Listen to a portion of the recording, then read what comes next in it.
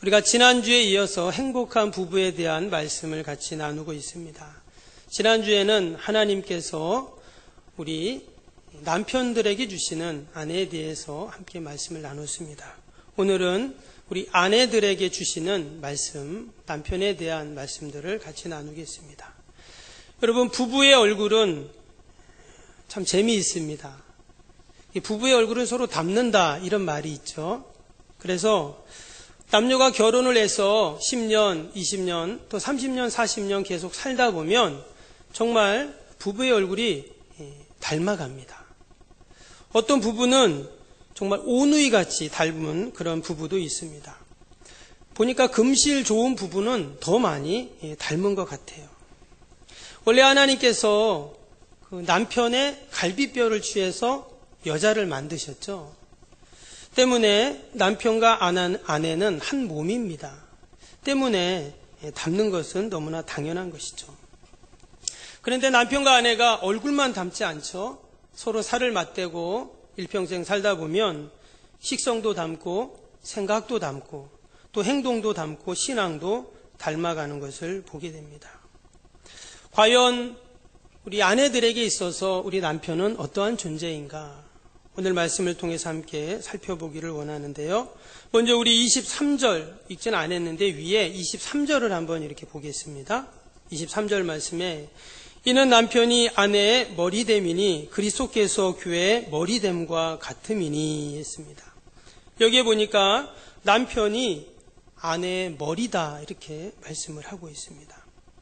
다른 말로 하면 남편은 가정의 책임자이고 또 보호하는 머리와 같다 이런 말씀입니다. 예수님께서 지금 모든 믿는 자들에게 남편이 아내의 머리와 같다 이렇게 지금 말씀을 하셨습니다. 여러분, 머리가 하는 일이 뭘까요? 머리에는 눈도 있고 코도 있고 입도 있고 귀도 있고 다 있습니다. 그런데 이 머리가 하는 일은 뭐냐면 사실 우리의 몸을 보호하는 일을 합니다. 여러분, 눈은 어떻습니까? 길을 가다가 구덩이가 있으면 또 기둥이 있으면 피할 수가 있습니다. 눈을 감고 가다가 아니면 눈이 없다면 어려움을 당하겠죠.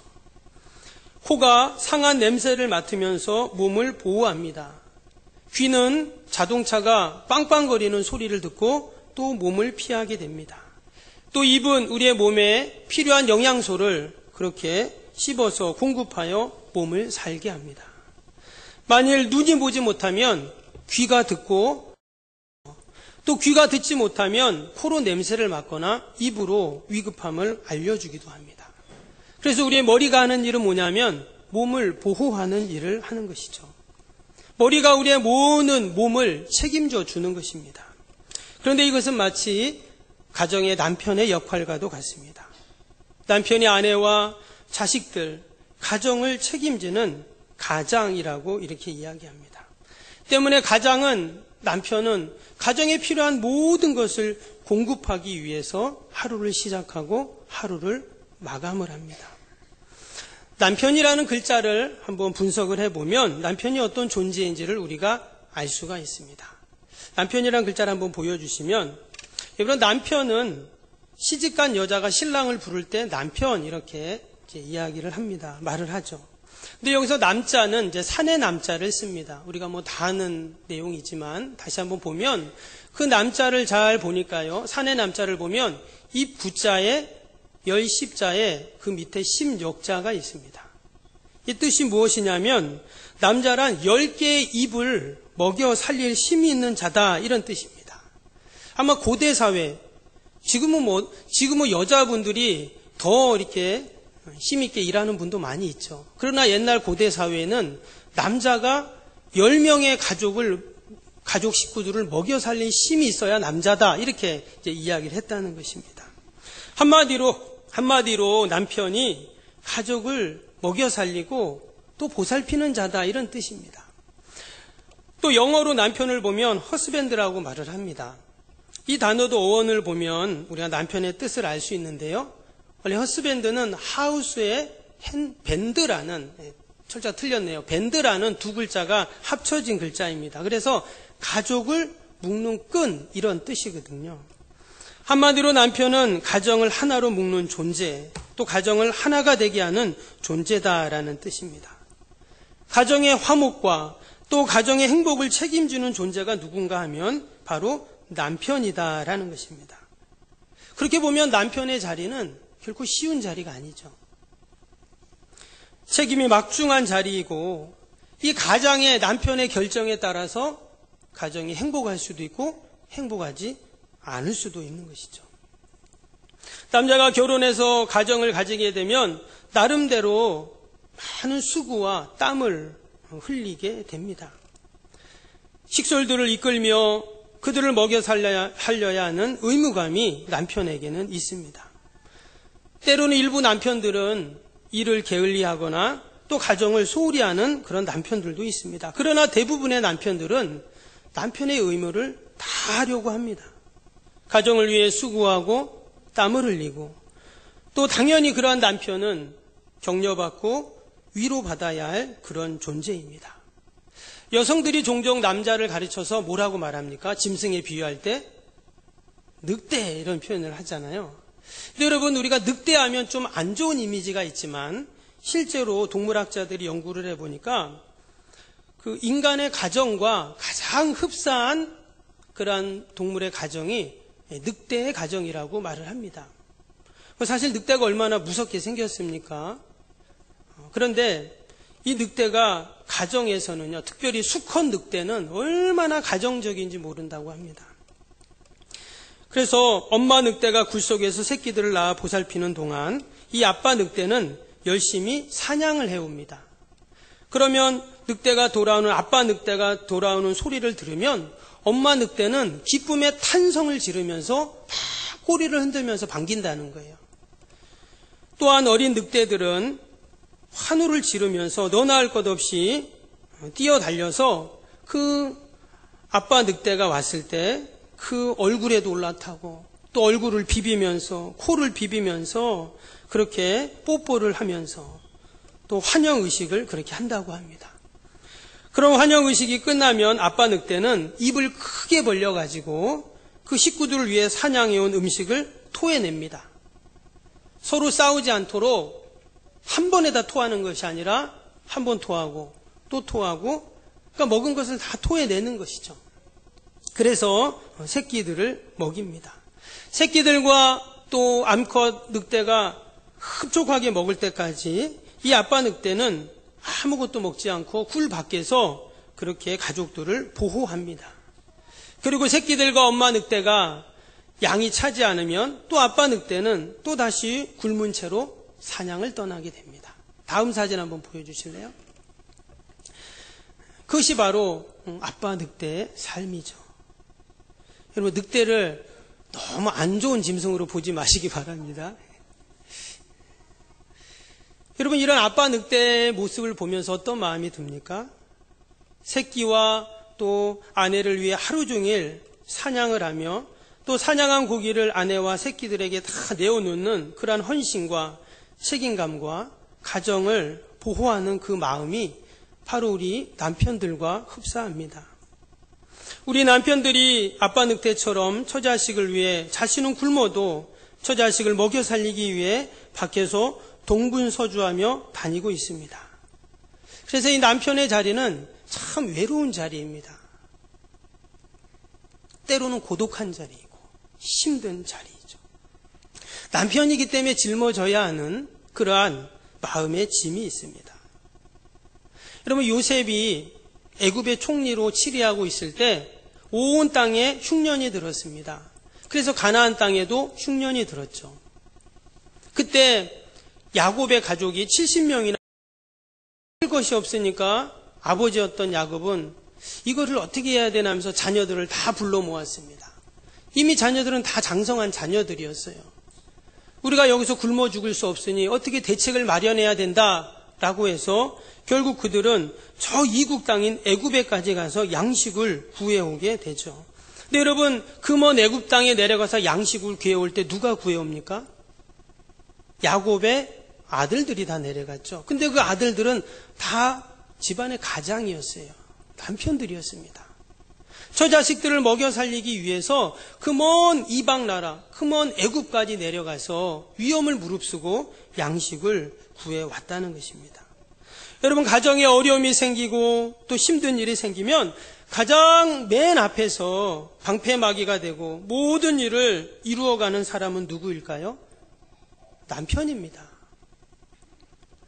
2014년에 개봉해서 무려 1426만 명이 봤다고 하는 국제시장이라는 영화가 있습니다. 한 번쯤 보셨을 줄 압니다. TV에서도 이제 여러 번 했는데요. 1950년대 한국전쟁 이후에부터 지금까지 격변의 시대를 관통하며 살아온 이 시대의 아버지인 덕수라는 사람을 주인공으로 했던 그런 아주 감동적인 그러한 영화입니다. 거기에 나오는 주인공 덕수, 그 아버지가 정말 이 시대의 이 시대의 아버지를 잘 이렇게 표현했다 해서 많은 사람들에게 감동을 주었던 그러한 영화입니다. 이 영화의 시작은 1950년 12월 15일 날 함흥에 있는 그 흥남부두에서 10만 명이나 되는 피난민들이 그 부두가에 다 모인 것으로부터 시작이 됩니다.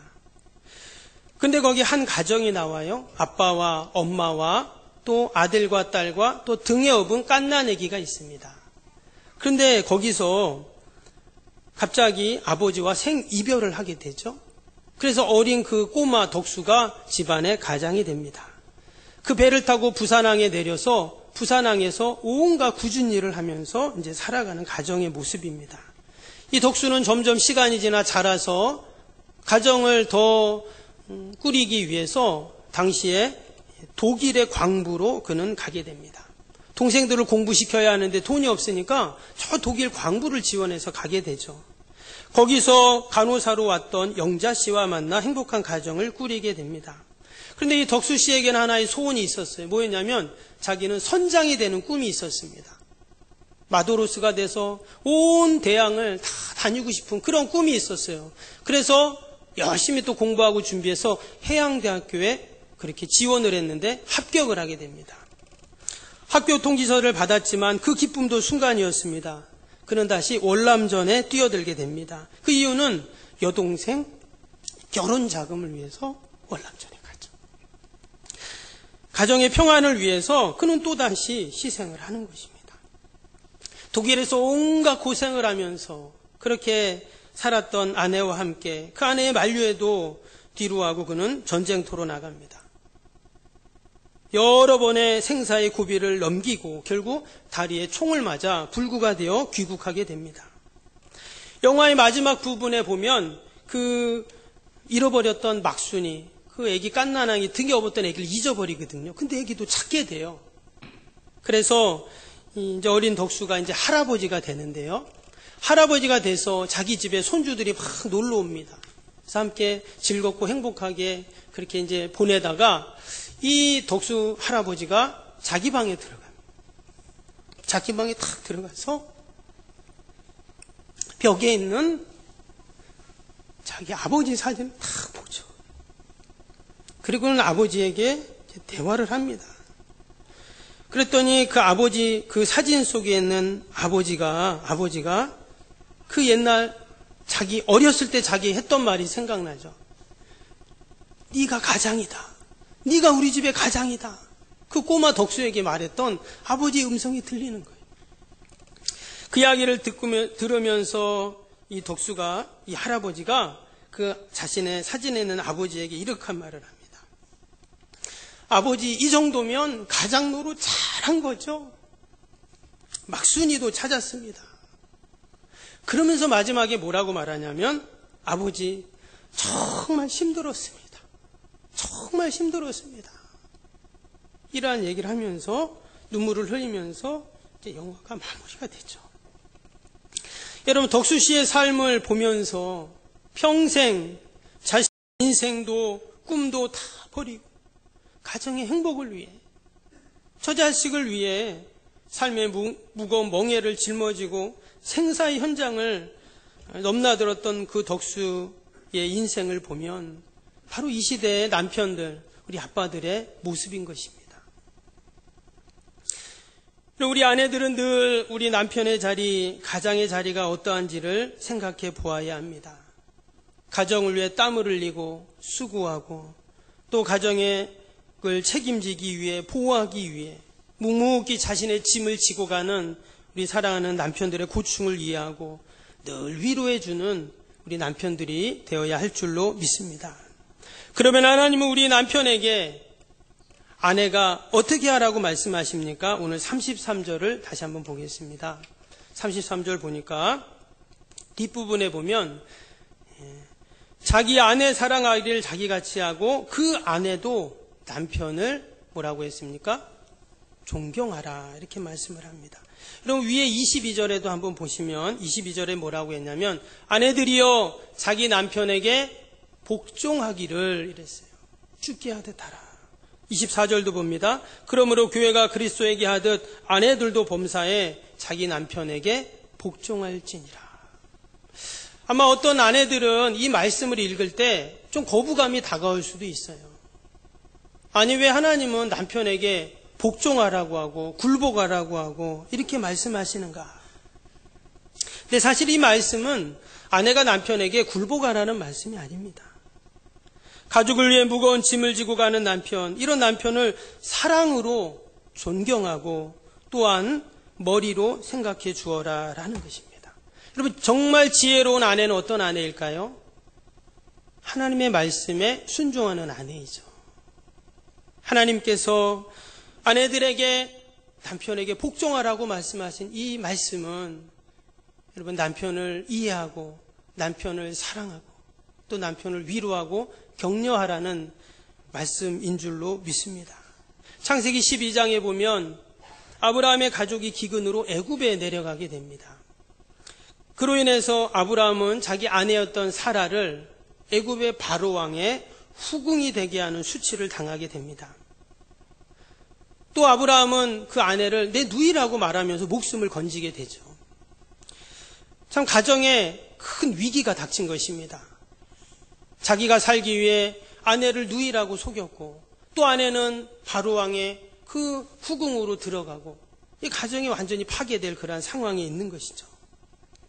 그러나 하나님께서는 기적 같은 은혜를 베푸셔서 그 아내 사라를 다시금 아브라함 품으로 오게 하시고 뿐만 아니라 바로에게 그 마음을 움직이셔서 금은 보화와 많은 종들을 아브라함에게 다 선물로 주게 됩니다. 그러면 그때 사라의 태도가 어땠을까요? 당신 어떻게 당신만 살라고 나를 누이라고 속이고 혼자 잘 먹고 잘 살라고 하면서 보따리 싸고 가야 되지 않을까요? 근데 성경에 보면 사라는 아브라함 남편을 원망하거나 무시하거나 비난하지 않았습니다. 도리어 그 아브라함을 가르쳐서 뭐라 그랬냐면 주라고 표현했어요. 베드로전서 3장 6절에 보면 사라가 아브라함을 주라 칭하여 복종한 것 같이 너희가 선을 행하여 아무 두려운 일에도 놀라지 아니하므로 그의 딸이 되었느니라. 여기 보니까 사라가 아브라함을 주라고 했어요. 주라는 말은 주인이라는 뜻입니다. 그러니까 남편을 향해서 주인님 이렇게 불렀다는 거예요. 지금 자기 혼자 살라고 그렇게 나 누이라고 도망간 그 남편을 향해서 주인님, 이 나쁜 놈아 이렇게 말한 게 아니라 주인님 이랬다는 거예요. 그럼 어떻게 이럴 수가 있습니까? 하나님께서 남편 아브라함을 나에게 보내주셨다는 믿음이 있었기 때문이죠. 아브라함도 마찬가지입니다. 순간 자기가 살기 위해 그렇게 이야기를 했지만 그도 아내를 보내고 나서 얼마나 하나님께 기도했겠어요. 하나님이 그 기도를 들으시고 응답하셔서 다시금 아브라함 품으로 또 많은 금은보와 종들까지 하나님이 다 선물로 주셨는 줄로 믿습니다. 우리 여성들은 사랑받을 때 가장 행복을 느낀다고 합니다. 그러나 우리 남편들은요, 아내로부터 칭찬과 존경과 인정을 받을 때 행복을 느끼게 됩니다. 여러분, 아내들이 남편에게 가장 듣고 싶은 말이 뭔지 아세요? 우리 아내들 한번 얘기해 보시기 바랍니다. 가장 듣고 싶은 말이 뭐죠? 사랑해. 사랑해라는 말을 그렇게 듣고 싶은데 특히 경상도 남자들은 알제? 이러고 끝나잖아요. 알제? 사랑이라는 사자도 못합니다. 알지? 예. 근데 여러분, 우리 남편들이 아내에게 듣고 싶은 말이 뭔지 아세요? 고맙다라는 말이에요. 고맙다. 그래서 오늘 꼭 우리 아내들은 남편들에게 집에 가셔서 고마워요 한마디 해주시기 바랍니다. 예, 아멘을 안 하시네요. 꼭 남편들에게 고마워요 해주세요. 그러면 남편들은 막 힘이 납니다. 뭐 돈 드는 것도 아닌데 할 수 있잖아요. 예, 돈 들어요? 예, 돈 안 듭니다. 예, 고마워요 해주시면 됩니다. 한 할아버지와 할머니가 있었습니다. 이 노 부부는 참 금술이 좋았어요.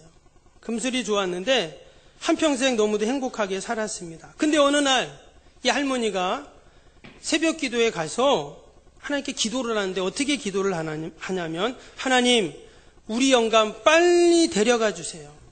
오늘이라도 빨리 데려가 주세요. 이렇게 기도를 하는 거예요. 아니, 그렇게 금슬이 좋은 부부인데, 할머니, 할아버지인데, 아니, 할머니가 왜 이렇게 기도를 하는가 봤더니, 그 할아버지가 간암으로 투병을 하는 거예요. 그래서 73kg였던 그의 몸무게가 38kg까지 빠졌다고 합니다. 이제는 배에도 복수가 차서 배가 막 남산만해지고 몸은 뼈와 살만 남았습니다. 남편이 고통스러워하니까 이 할머니가 옆에서 간호하다가 하도 딱해서 볼 수가 없어서 하나님 이제 빨리 데려가 달라고 그렇게 지금 기도를 하는 거예요. 근데 하루는 그 의사 선생님이 할머니를 부릅니다. 그러더니 할머니, 아무래도 할아버지가 오늘 밤을 넘기기 어려울 것 같아요. 이렇게 얘기를 해요. 그래서 할머니가 다시 병실로 막 뛰어갔습니다. 그리고는 할머니가 할아버지를 꼭 껴안고는 뭐라고 했냐면 어여가, 어여가, 그만 고생하고 이제 어여가, 나도 따라갈 테니까. 누워 계시던 할아버지가 이제 체액도 다 말라서 눈물도 나오지도 않는데 눈물 한 방울이 쭉 흐르면서 죽기 살기로 그렇게 한마디를 했다고 합니다. 그래서 할머니가 귀를 입에다 다 갖다 대고 무슨 말씀을 하시나 이렇게 들어봤더니 뭐요? 왜 그래? 무슨 말 하려고? 이랬더니 할아버지가 뭐라고 했냐면 내가 그렇게 잘했니? 이러더랍니다. 내가 그렇게 잘했니? 그랬더니 할머니가 당신이 나한테 얼마나 잘했는데. 그랬더니 이 할아버지가 마지막으로 할머니만 알아들을 수 있는 그런 말로 띄엄띄엄 한마디를 했답니다. 내가 다시 태어나도 내가 당신 남편이 돼줄게. 그땐 내가 더 잘해줄게. 이러면서 눈을 감았답니다. 여러분, 이게 바로 하나님이 만들어주신 부부이죠. 영국 속담에 남편의 눈보다 귀를 즐겁게 해줘라 이런 말이 있습니다. 여러분, 남편은 아내의 멋있는 옷차림이나 액세서리나 머리나 시장이 아니라 아내의 상냥한 말 한마디에 더 행복을 느끼게 됩니다. 여러분, 지금 우리 아내들은 남편에게 어떤 말을 하고 있습니까?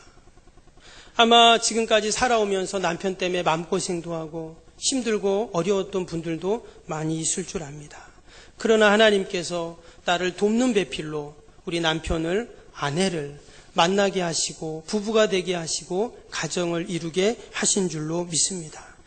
이왕이면 말을 할 때 남편이 기분 좋은 말, 힘이 되는 말, 격려가 되는 말을 할 때 하나님이 기뻐하실 줄로 믿습니다.